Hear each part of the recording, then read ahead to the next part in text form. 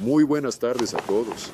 Acabamos de completar una estancia de 3 días completos en la ciudad de Nueva Delhi. El tema principal de la visita fue participar en la reunión ministerial. Los ministerios de Relaciones Exteriores celebraron otra sesión dentro del marco de los BRICS. Antes de eso, tuvimos un programa bilateral con nuestros colegas indios.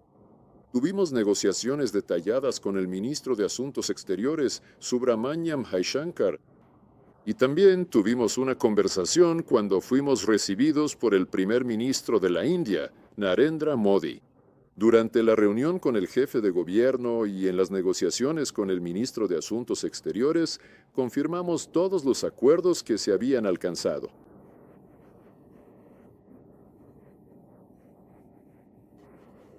Disculpe, ¿sería posible que simplemente nos dejara en paz por un momento? ¿Es usted mismo o es su teléfono el que siempre está hablando? En la reunión con el primer ministro y en las negociaciones con el ministro de Asuntos Exteriores, lo confirmamos. ¿Puede dejarnos? No estoy bromeando. ¿Puede dejarnos, por favor?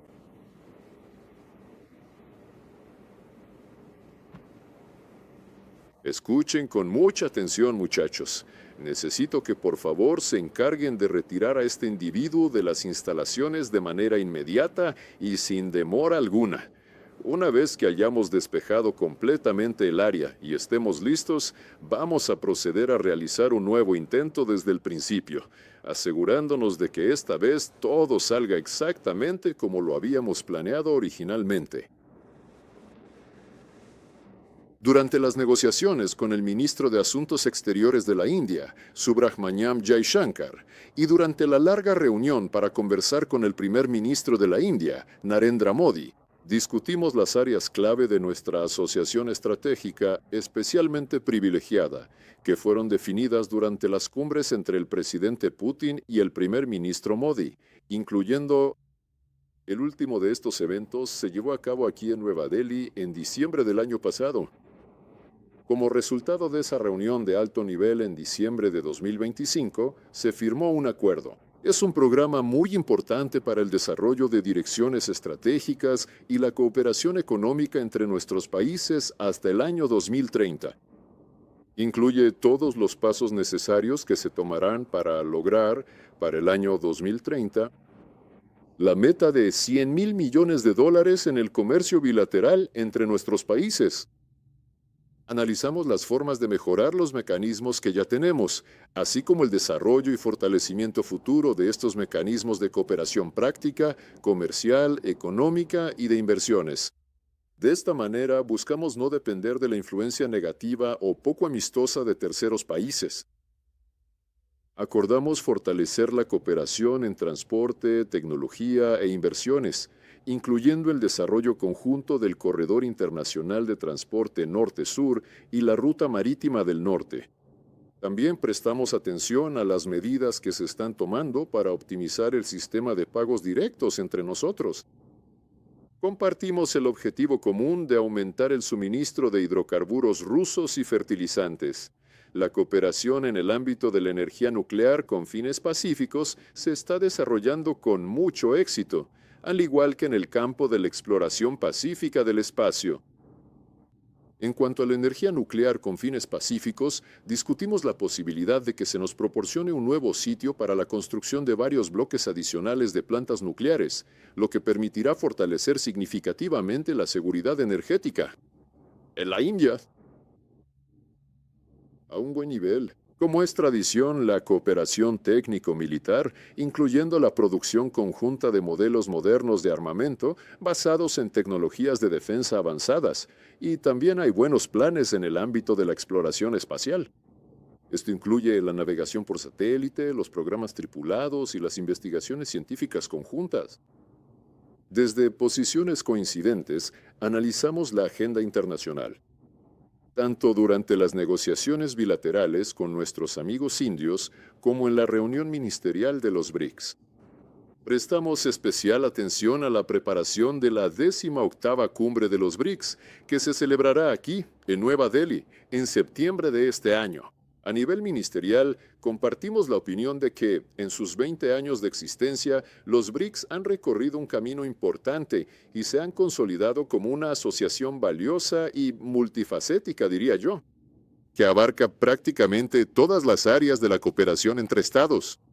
Y la agrupación realmente se considera como el principal y líder elemento en el proceso de formación de un orden mundial policéntrico y en la promoción de los intereses de los países que conforman la mayoría global. Se ha formado una cultura muy sólida y confiable, diría yo. Una comunicación que se basa en el respeto mutuo, la igualdad soberana y está orientada a tomar en cuenta las opiniones de todos para formar un equilibrio justo de intereses, como garantía de que todos los acuerdos alcanzados sean cumplidos y realizables. Precisamente este enfoque, estamos convencidos, es el que garantiza la estabilidad y el prestigio de los BRICS entre los países de la mayoría global y mantiene su atractivo para a un número cada vez mayor de países. Y prestamos especial atención a las situaciones de crisis en diferentes regiones del mundo, incluyendo Medio Oriente, debido a la crisis en torno al estrecho de Hormuz, alrededor de Irán, la situación en Líbano, en los territorios palestinos, donde se está llevando a cabo un proceso de eliminación. Incluso cualquier insinuación sobre la creación de un Estado palestino en violación de la decisión de las Naciones Unidas, Libia, Yemen, Siria, todo esto se entrelaza en profundas contradicciones que hacen que la situación en Medio Oriente y en el norte de África sea cada vez más complicada. Y prácticamente cada uno de los focos de conflicto que mencioné es resultado de la intervención grosera de los países occidentales en los asuntos de uno u otro país, incluyendo invasiones armadas, derrocamientos de regímenes que hemos visto en los últimos probablemente 15 años, comenzando con la llamada Primavera Árabe. También hablamos sobre la inadmisibilidad de la práctica, que lamentablemente continúa, de imponer medidas coercitivas unilaterales con el objetivo de castigar a gobiernos soberanos e intervenir en sus asuntos internos. En este sentido, se reafirmó la solidaridad con nuestros amigos cubanos. Y Cuba, como saben, es uno de los países socios de la agrupación BRICS. Esta categoría de países socios fue establecida en el año 2024, en octubre, en la cumbre de los BRICS en Kazán, y ahora está representada por más de una docena de países que ya cuentan con ese estatus. Nosotros hemos expresado claramente nuestro apoyo a la continuación de la reforma del sistema de gobernanza global. De hecho, Occidente, que promovió el modelo de globalización propuesto en su momento por Estados Unidos, durante muchas décadas impulsó ese modelo de globalización como el óptimo para el desarrollo de toda la comunidad mundial. Pero fue el propio Occidente, con sus propias manos y sus sanciones unilaterales, quien destruyó ese modelo universal, la cual se fragmentó rápidamente, y ahora las instituciones financieras internacionales, que fueron creadas bajo el antiguo modelo de globalización, por supuesto, deben ser reformadas. Hace mucho tiempo que estas reformas ya son necesarias. Estas reformas, ante todo, deben reflejar el peso real de los países en la economía y las finanzas mundiales. Actualmente, les recuerdo, los países BRIC y sus socios representan a productores de más del 40% del Producto Interno Bruto Mundial, mientras que el Grupo de los Siete, que sigue controlando las riendas en las instituciones de Bretton Woods, apenas supera el 30% del PIB mundial. Por eso la reforma es urgente, aunque nuestros colegas occidentales intentan frenarla de todas las formas posibles. Pero la tendencia es irreversible. Según las previsiones, el crecimiento promedio de los países BRICS será alrededor del 3.7%, casi llegando al 4%, frente al 2.6% del crecimiento global esperado para el próximo periodo. Todos estos temas los discutimos en detalle, y la presidencia india hará declaraciones resumidas a lo largo del día de hoy, según entendemos. pero considero que nuestra tarea principal fue cumplida. Hemos señalado los temas clave que se incluirán en la agenda de la próxima cumbre de los BRICS en octubre. En el contexto actual, la realización de este evento sin duda será uno de los acontecimientos más importantes en la política y economía mundial. Por favor, la pregunta. Por favor, Rusia. 24. Buenas tardes, Sergei Viktorovich. Natalia Solovyova, Rusia, 24, 20 años. 20 años de los BRICS. Durante este tiempo, por supuesto, tanto el número de países miembros como de socios ha crecido considerablemente. A muchos países occidentales esto no les gusta. Y, por supuesto, no es un secreto que algunos países están siendo presionados. ¿Cree usted que esto influye en la futura expansión del grupo? ¿Hay solicitudes en este momento? Sí hay interés. Y también existe la comprensión de que los BRICS son el prototipo del futuro orden mundial multipolar. Al mismo tiempo, quiero destacar especialmente que nadie está tratando de aislarse del resto del mundo, de la minoría global. Y es un espacio donde se puede dialogar de manera profesional, honesta, sobre la base de... Para buscar un equilibrio de intereses, discutir los intereses de la mayoría y la minoría global es el propósito del Grupo de los 20, donde están representados tanto los principales países BRICS y sus socios, como los países del G7 y sus aliados, por ejemplo asiáticos como Japón y Corea, más o menos en partes iguales. En el G20 hay tanto partidarios y miembros de los BRICS como miembros y socios del G7. Y en general es un espacio bastante prometedor, una plataforma si es que, claro, nuestros colegas occidentales dejan de intentar, como lo han hecho activamente hace algún tiempo, tratar de ucranizar tanto esta agenda como la agenda del Grupo de los 20. En los últimos años, bajo la presidencia, entre otros, de Sudáfrica, Brasil y ahora de la India, estamos logrando que los BRICS estén categóricamente en contra de cualquier discusión política dentro del Grupo de los 20 que puedan desviar la atención de las tareas actuales de la reforma de la economía mundial y del sistema financiero global. Por eso, intentar desviar la discusión hacia temas escandalosos relacionados con problemas creados por el propio Occidente como resultado de su política agresiva no va a suceder. Estos intentos no serán apoyados por los países BRICS, que quieren que en el G20 se resuelvan los temas para los cuales se creó este grupo: la economía mundial, las finanzas globales, el comercio internacional y una reforma justa de las instituciones de Bretton Woods. Y en general, un enfoque justo hacia el sistema de gobernanza global, para que los países que tienen el peso correspondiente en la economía mundial, las finanzas y el comercio, de la logística, reciban una representación adecuada en estas estructuras, en el Fondo Monetario, en el Banco Mundial, en la Organización Mundial del Comercio. No veo que haya una disminución del interés en los BRICS como resultado de la presión de los países occidentales, que, especialmente Estados Unidos, han declarado públicamente que los BRICS son casi el principal adversario del progreso, entendiendo por progreso la aceptación de todas las iniciativas de Washington. Y tampoco veo que haya disminuido el interés por unirse a nuestro grupo, tanto en términos de membresía como en cuanto a la incorporación al grupo de países socios. Hay solicitudes concretas. Para obtener la membresía plena, no creo que tenga sentido hablar de esto públicamente. Se ha implementado una práctica según la cual la membresía en BRICS será considerada solo para aquellos países que hayan obtenido el estatus de país socio. Y en segundo lugar, entendemos que en esta etapa no vamos a apresurarnos a ampliar el número de miembros, porque hace un par de años BRICS duplicó sus filas y necesitamos, si se quiere, adaptarnos a trabajar en este nuevo formato, que ha crecido considerablemente. Cele Laxtagal continúa con el tema de la expansión de los BRICS.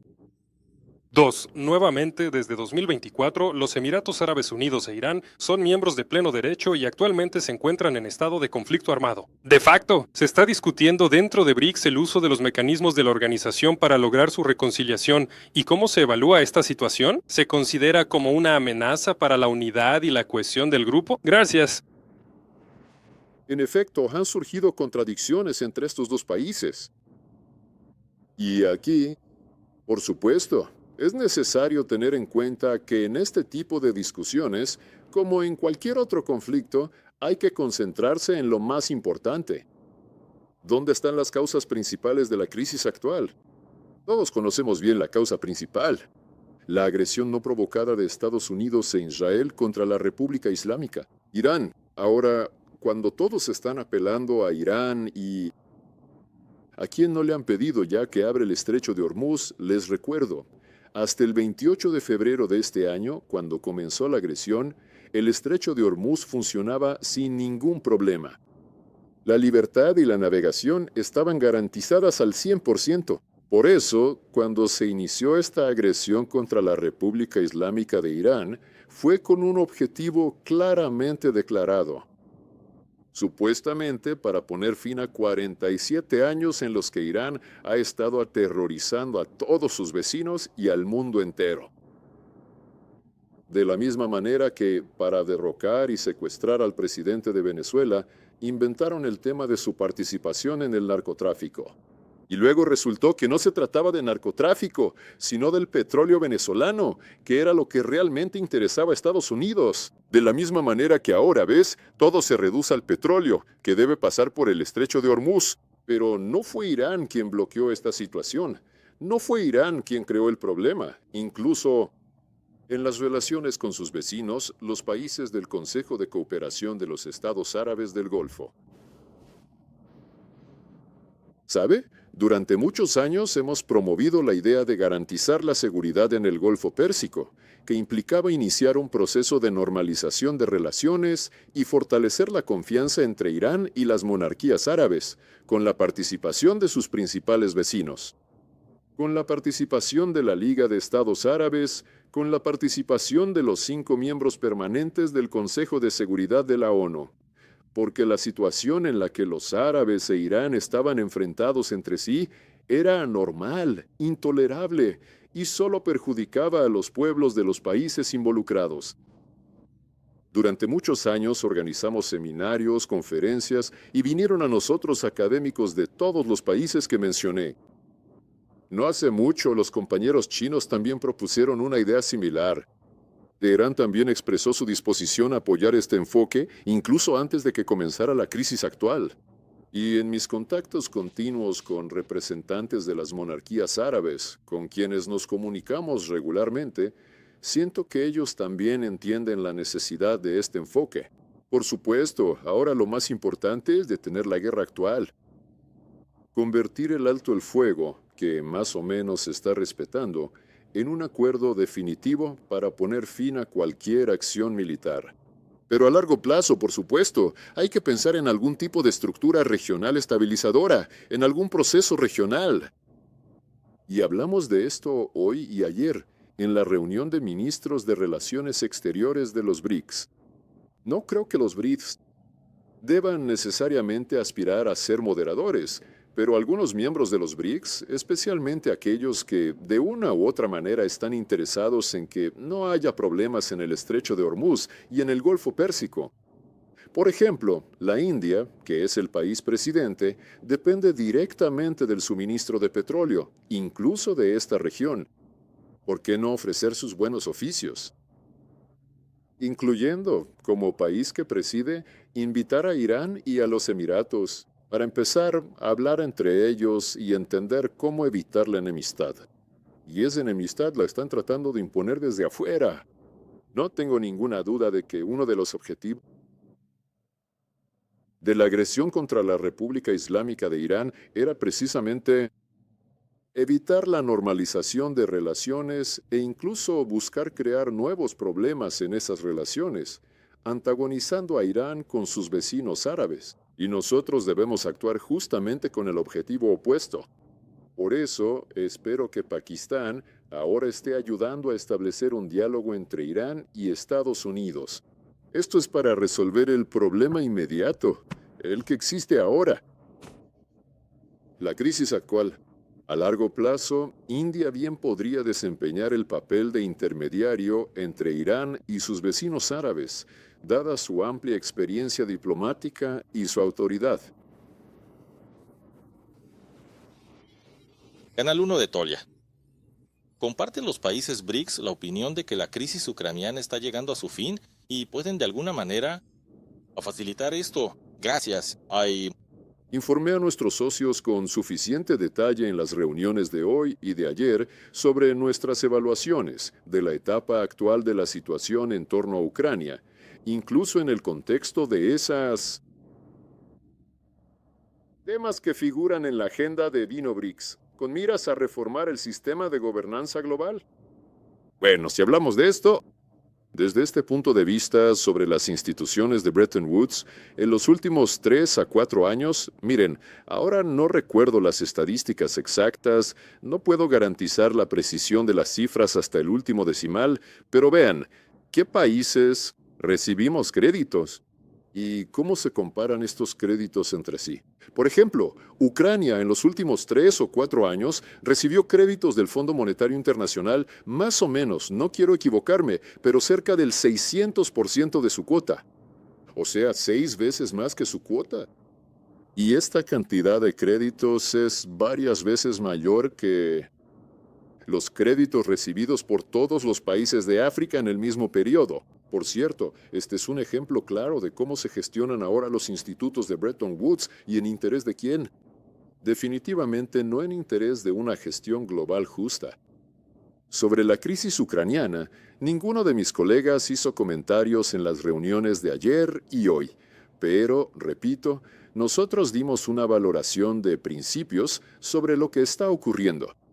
Y teniendo en cuenta que en la agenda de nuestras reuniones en Delhi también estaba el tema de la reforma de la Organización de las Naciones Unidas, entre otras cosas, hicimos un llamado a insistir firmemente en el cumplimiento de todos los principios de la Carta de la ONU, sin excepción, no de manera selectiva, sino en su totalidad, en toda su interrelación, y prestamos especial atención a esa parte de la Carta, la cual, por alguna razón, nuestros colegas occidentales han dejado de citar y mencionar.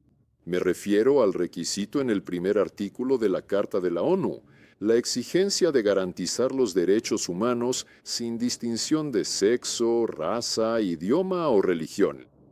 Llamamos la atención sobre el hecho de que este punto específico, en cuanto al idioma y la religión, está siendo gravemente violado por el régimen nazi, el cual Occidente llevó al poder en Kiev en febrero de 2014. Ya lo mencioné antes, en alguna ocasión hablando con periodistas, Ucrania es el único país donde se prohíbe completamente un idioma en todos los ámbitos de la vida. Y además, es un idioma que es oficial en la ONU. Y esos representantes occidentales, y otros también, que consideran posible dialogar con el régimen de Kiev, en general ni siquiera mencionan esto, al menos por lo que escuchamos. Y sabemos que, en general, ni siquiera mencionan la necesidad de volver a respetar las normas civilizatorias comunes en cuanto al idioma y la religión. En los países árabes no existe ningún problema con el hebreo. En Israel no hay problemas ni con el árabe ni con el farsi.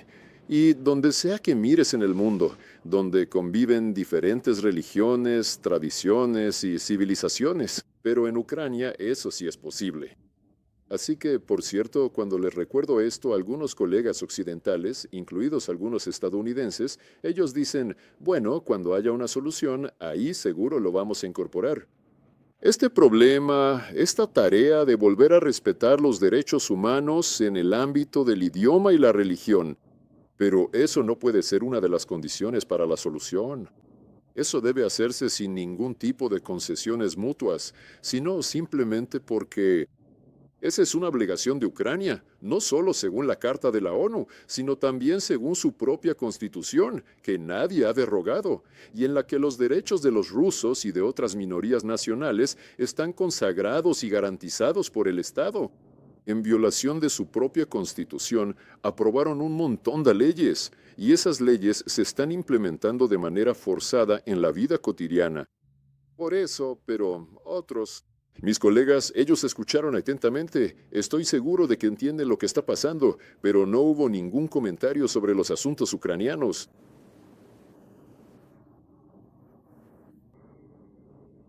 Efectivamente, es totalmente cierto que todos y cada uno de esos puntos tan relevantes que acabas de mencionar se están analizando y discutiendo con muchísima profundidad en este preciso momento por todas las partes involucradas en el proceso de toma de decisiones, ya que es fundamental considerar cada detalle antes de llegar A una conclusión definitiva sobre el tema que nos ocupa hoy. Me gustaría saber si realmente se están llevando a cabo debates profundos y conversaciones detalladas sobre el uso del carbón, la extracción de petróleo, el gas natural licuado o la implementación de la energía nuclear en las diversas conferencias y foros que se organizan a nivel local en la actualidad.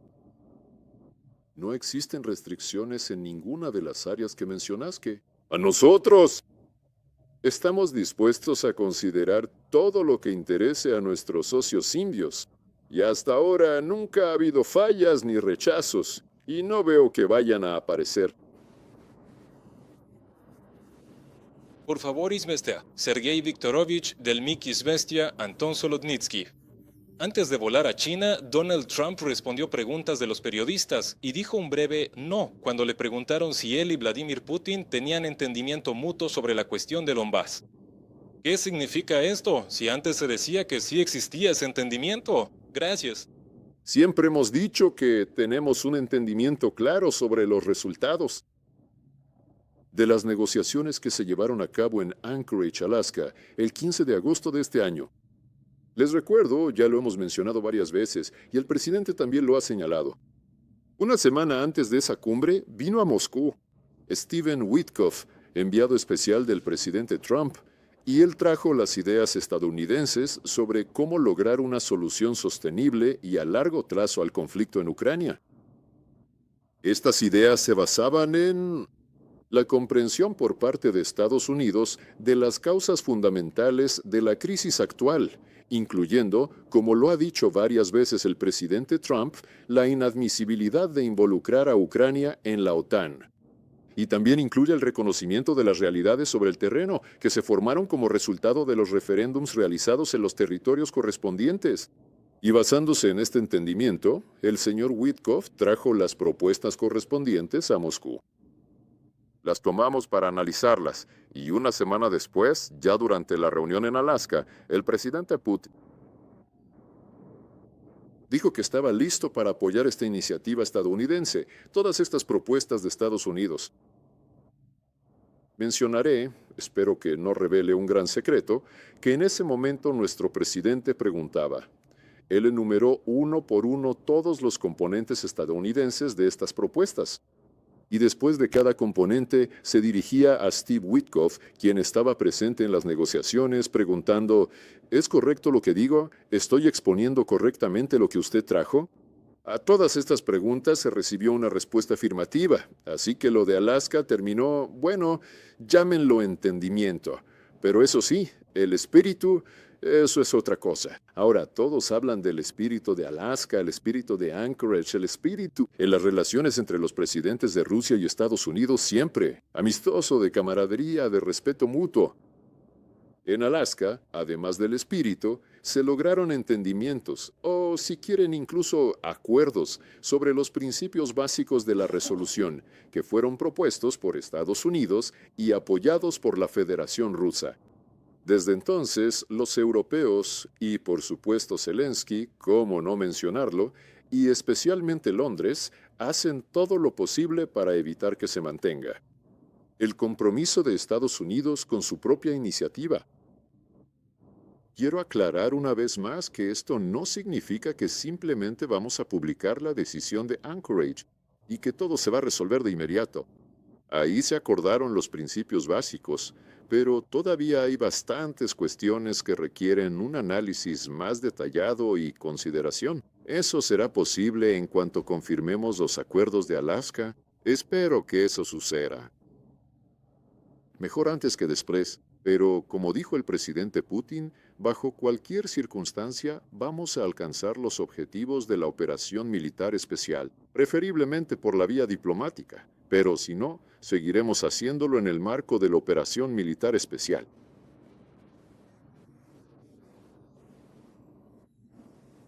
Señor, ¿puede darnos el estatus del suministro de petróleo en la India? ¿Rusia suministrará más petróleo en caso de una interrupción del suministro? Creo que eso no es una estadística secreta. Los datos publicados aquí y en otras publicaciones de países vecinos, en general en los medios de comunicación mundiales, muestran que últimamente los suministros de petróleo a la India han aumentado. Y todo aquí no depende de nosotros, sino de nuestros compañeros indios, quienes siempre han recibido una respuesta positiva a sus solicitudes para aumentar los suministros de energéticos. Así que estamos listos para seguir actuando de la misma manera. Buenos días. Ministro Lavrov, ¿usted cree que existe la posibilidad? Ya dije que la declaración del presidente indio, se hará durante el día de hoy. ¿Cómo? El ministro de Asuntos Exteriores nos lo aseguró. Tiempos económicos.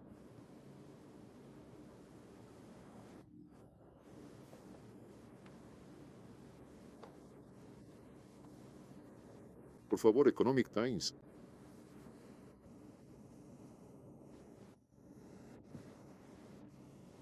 Se han ido. Hola, Reino Mivo. Soy un sedán de Dion. ¿Cómo ve las relaciones entre India y Rusia en los próximos meses? India celebrará una cumbre con los BRICS y, por supuesto, la cumbre entre India y Rusia, la cumbre nula, que también tendrá lugar. En este contexto, si puede hablar, ¿cómo prevé usted las relaciones entre India y Rusia? El primer ministro Narendra Modi confirmó ayer que este año le toca a él visitar la Federación Rusa. Vamos a preparar también esa reunión de alto nivel. Nuestras relaciones, si enumeramos todas las áreas en las que cooperamos, no nos alcanzaría el día de hoy. Lo mencioné brevemente en mis palabras iniciales. Estamos interesados en que nuestra asociación estratégica, especialmente privilegiada, siga desarrollándose en todas las áreas, de la manera más eficaz posible. Y durante las negociaciones en el marco de esta visita, sentimos reciprocidad por parte de la India. Ellos tienen exactamente la misma actitud.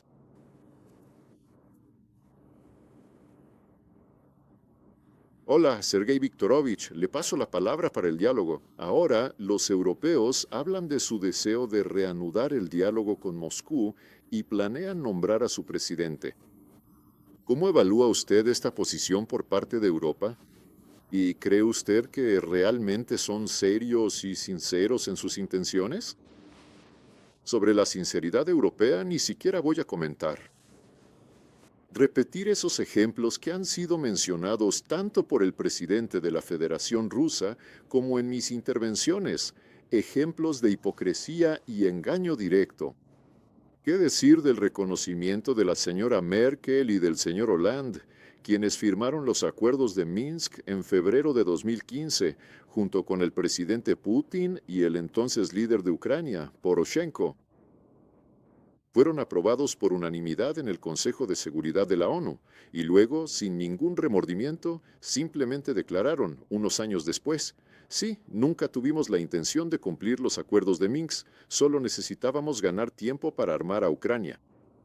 Y ahora ya nadie siquiera se pone máscaras. Alemania otra vez encabeza el movimiento de apoyo al nazismo en Europa. Ahora el presidente Zelensky ha sido designado para el papel de Führer, bajo su mando.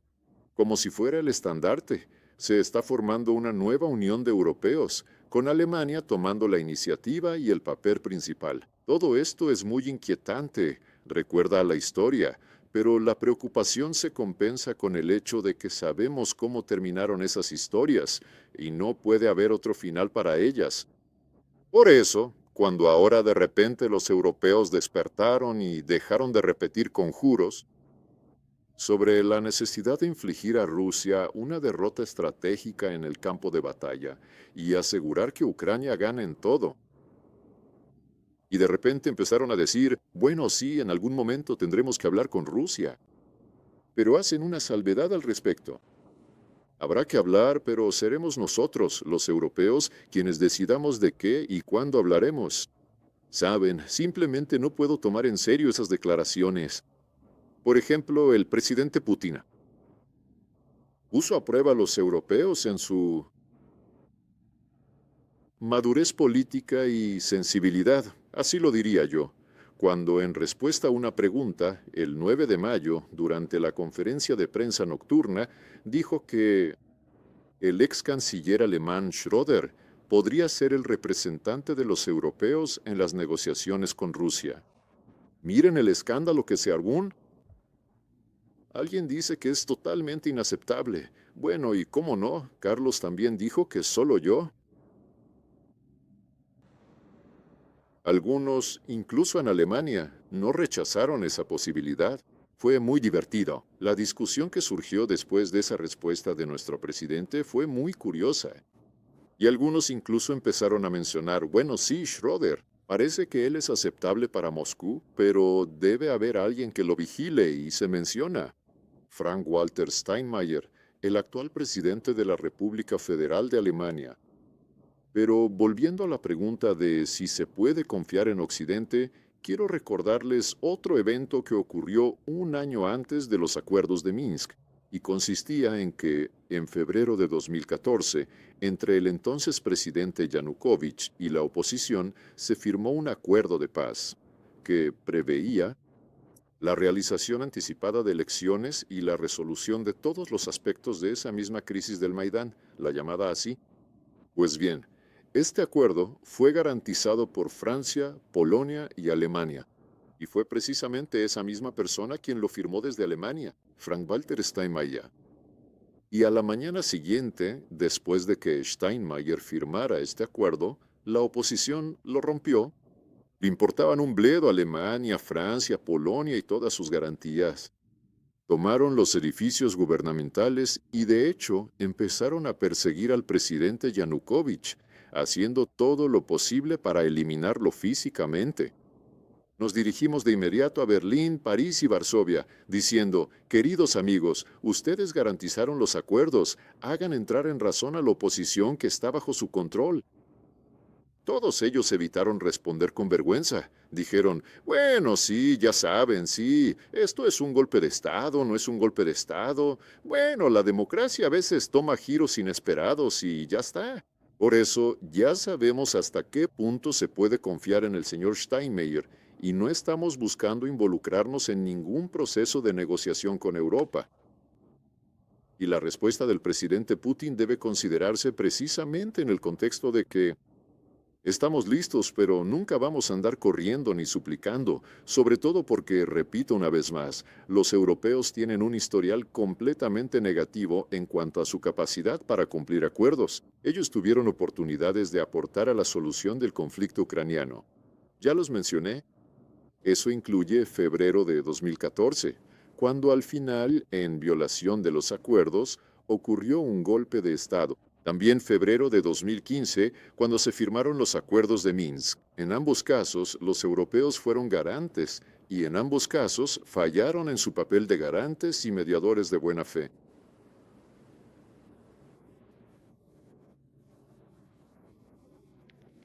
Leadov, el ministro de Comercio Tipin, en una reunión con el presidente de Estados Unidos, Donald Trump, expresó su interés en aumentar las compras de petróleo a Estados Unidos para reducir la dependencia de China de la situación en el estrecho de Ramón. ¿Ve usted algún riesgo de que, con esta decisión, China reduzca la compra de energéticos rusos?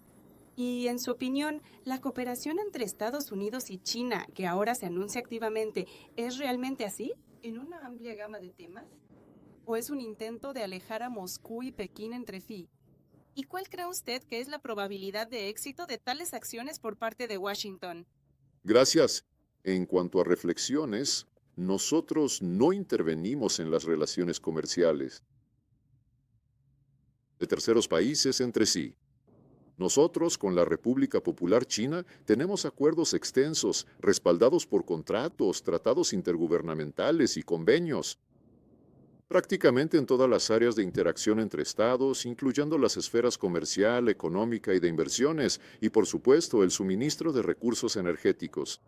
Y sobre la base de estos acuerdos, nosotros cumplimos de buena fe con todas nuestras obligaciones, y la República Popular China cumple con las suyas. Al mismo tiempo, ni nosotros Le pedimos a los chinos que discutan con nosotros sus planes en relación con otros países. Ni la República Popular China nos hace peticiones similares e inapropiadas. Por eso, sí, los acuerdos que se han alcanzado o que se alcancen entre Pekín y Washington responden a los intereses de nuestros amigos chinos. Nosotros estaremos encantados, pero nunca vamos a participar en los mismos juegos de implementación. Incluso Kissinger, según recuerdo, dejó dicho que la relación de Washington con Pekín, y tanto con Pekín como con Moscú, las relaciones deben ser mejores que las relaciones entre Pekín y Moscú. Bueno, este es el juego en el que los estadounidenses y en general los colonizadores han jugado durante muchos años. Divide y vencerás. Nosotros conocemos ese juego, y sigue estando muy presente en la política occidental. Ese no es nuestro método, tampoco es el método de la República Popular China. Nos unen con China unas relaciones que, como han declarado en repetidas ocasiones el presidente Putin y el presidente Xi Jinping, incluso en sus declaraciones conjuntas, son mucho más profundas y mucho más sólidas que las alianzas político-militares tradicionales. Son relaciones de un nuevo tipo y estabilizan tanto la política mundial como la economía global. Más que nadie, más que cualquier otro factor. Valentina Schwartzman, LBC. El secretario de Estado estadounidense Marco Rubio afirmó que Estados Unidos planea pedir a China que presione a Irán para que ponga fin al conflicto, incluso en lo que respecta al desbloqueo del estrecho de Hormuz. ¿Cómo evalúa este enfoque? ¿Ha discutido esto con sus colegas de los BRICS? ¿Y están previstos algunos contactos con la parte china para discutir de manera integral los resultados de la visita de Trump a China y los acuerdos alcanzados allí? No estamos familiarizados con ningún movimiento de Estados Unidos o de la República Popular China. Si hablamos de la esencia de lo que acabas de describir, para que China pudiera ayudar a los estadounidenses a abrir el estrecho de Hormuz, quiero recalcar una vez más que el estrecho de Hormuz no estaba cerrado y era completamente libre para la navegación hasta el 28 de febrero, cuando por segunda vez en 6 meses Estados Unidos e Israel comenzaron la agresión contra la República Islámica, Irán. ¿Qué tiene que ver la República Popular China con esto? Y me resulta difícil comprender qué exigen los estadounidenses a China en este sentido. Dicen, aquí estamos, hemos empezado algo, hemos llegado a un callejón sin salida y necesitamos desbloquear el suministro de recursos energéticos, fertilizantes y alimentos a través del estrecho de Hormuz. Bueno, para nosotros en realidad no nos resulta muy conveniente ocuparnos de esto. Irán no quiere, así que presionen a Irán. Bueno, saben, es una jugada bastante simple, claro, pero no creo que sea el ejemplo en el que la diplomacia internacional deba basarse o al que deba aspirar. Lo principal es eliminar la causa raíz. La causa principal es bien conocida por todos. Puedes leer sobre esta causa fundamental tanto en artículos analíticos como en caricaturas que la prensa occidental publica. Rusia 1. Sergei Viktorovich, ¿cómo avanzan las relaciones con Armenia tras los recientes hechos y los dichos de Pashinyan? Tenemos relaciones con Armenia. Estas relaciones son cercanas, de aliados, pero al mismo tiempo no son sencillas, considerando cómo Occidente intenta influir en Armenia, igual que en algunos otros países. Los miembros de la comunidad de estados independientes otra vez quieren someterla, romper y destruir las relaciones económicas, comerciales y de inversión mutuamente beneficiosas de Armenia con sus socios de la CEI y de la Unión Económica Euroasiática. El presidente Putin, el 1 de abril, al recibir en el Kremlin al primer ministro Pashinyan, habló de esto abiertamente. Dijo que vamos a respetar cualquier decisión de nuestros amigos armenios, pero también hay que entender que las obligaciones dentro de la Unión Económica Euroasiática no pueden mantenerse si Armenia, como se ha declarado en múltiples ocasiones, al más alto nivel, emprenderá el camino hacia su adhesión a la Unión Europea. Sencillamente, existen obligaciones mutuamente excluyentes, incluidos los regímenes comerciales y mucho más. El viceprimer ministro encargado de la Unión Económica Euroasiática también se pronunció al respecto. Rusia, Alexei Averchuk. Estamos aquí ante nuestros amigos armenios siendo absolutamente honestos y puros. Es nuestro deber como aliados explicar cómo se desarrollan los procesos de integración económica en el mundo actual y en qué se diferencia la Unión Económica Euroasiática de la Unión Europea. Bueno, además, juzgando por cómo van las negociaciones sobre la adhesión a la Unión Europea entre Bruselas y nuestros amigos serbios, una de las condiciones que se imponen a todos los que quieren acercarse y obtener la membresía en la Unión Europea es la plena adhesión a la política exterior de la UE. Y en la actualidad, la esencia de esta política exterior es una rusofobia abierta, feroz y agresiva. Creo que nuestros colegas armenios también están al tanto de esto y lo tendrán en cuenta. Por lo demás, tengo muy buenos contactos personales con mi colega, el ministro de Relaciones Exteriores, Ararat Mirzoyan. Nosotros nos comunicamos principalmente por teléfono, la verdad. La última vez tuvimos aquí una reunión de ministros de Relaciones Exteriores de la CEI. Por parte de Armenia participó el viceministro, pero él lo conocemos bien y participó activamente en la discusión y en la preparación de los documentos finales. Ahora creo que habrá una oportunidad óptima para discutir los problemas que surgen debido a que la Unión Europea insiste en atraer a Armenia a su órbita, incluso a riesgo de correr ese riesgo.